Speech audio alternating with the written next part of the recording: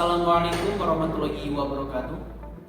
Kami dari kelompok 3 Bahasa Indonesia dan MKI akan mempresentasikan tentang mini project kami, yaitu perspektif kepemimpinan Islam dalam struktur organisasi BEM atau Badan Eksekutif Mahasiswa di STIMES atau Sekolah Tinggi Agama Islam Masjid Syuhada, yakni tentang telaah nilai-nilai kepemimpinan profetik. Di sini saya akan memperkenalkan anggota-anggota kami. Yang pertama adalah saya sendiri, Muhammad Khairul Anwar. Dan saya Ahmad Aruzaki. Dan saya Fitra Hasana. Saya Muhammad Rifai. Memasuki bab yang pertama, yaitu pendahuluan, ada yang namanya latar belakang.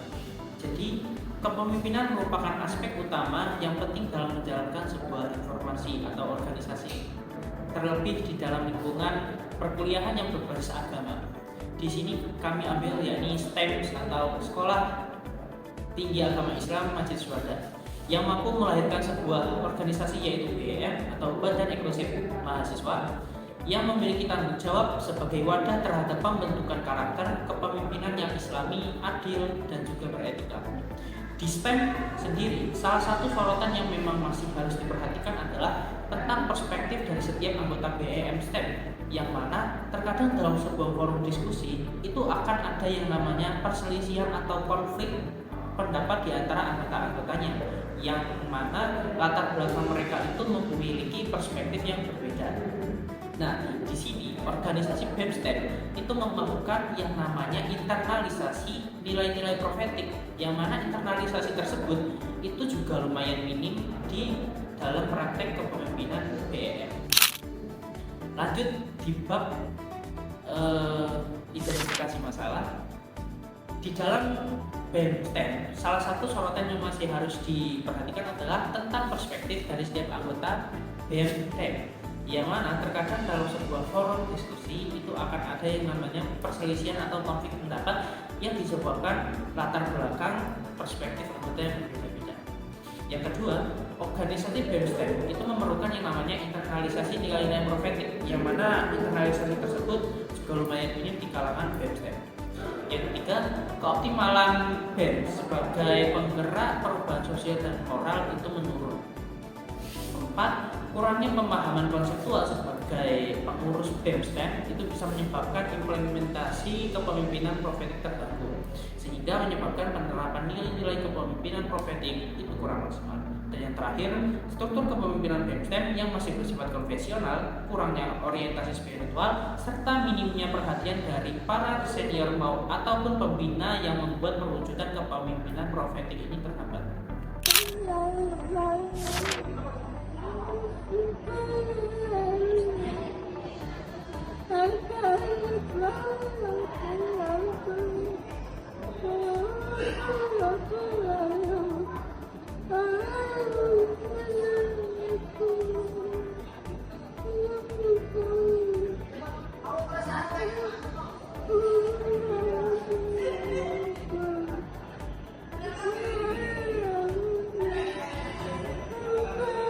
Di rumusan masalah nomor 1 adalah bagaimana cara anggota BEM STEM dapat menemukan jalan tengah untuk perselisihan atau konflik anggota yang terjadi karena adanya latar belakang perspektif yang berbeda. Yang kedua, apa saja yang diperlukan supaya internalisasi nilai-nilai profetik dapat ditanamkan dan dilaksanakan dalam BEM STEM.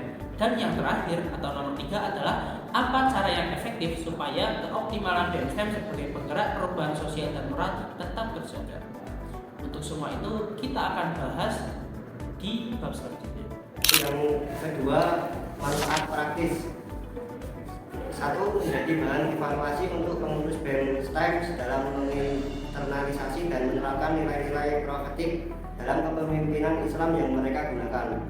2. Mendorong kampus STEM untuk dapat memperkuat pembinaan karakter kepemimpinan profetik Islam kepada seluruh mahasiswanya, khususnya kepada anggota BEM-nya. Landasan teori yang dipakai yang pertama itu kepemimpinan dalam perspektif Islam. Kepemimpinan dalam Islam merupakan sebuah amanah yang besar karena dapat memberikan kemaslahatan bagi umat, baik secara spiritual maupun secara sosial. Seorang pemimpin bukan hanya memiliki kemampuan yang dalam bidang manajemen, tapi juga memiliki akhlak yang mulia dan bertanggung jawab moral di hadapan Allah Subhanahu wa Ta'ala. Dalam Al-Quran, tepatnya pada Quran Surah An-Nisa ayat 59 menegaskan betapa pentingnya menunaikan sebuah amanah serta berlaku adil dalam menjalankan sebuah kepemimpinan. Selanjutnya yaitu bab hasil dan pembahasan. Di sini kami mengambil 3 hal yang harus dibahas.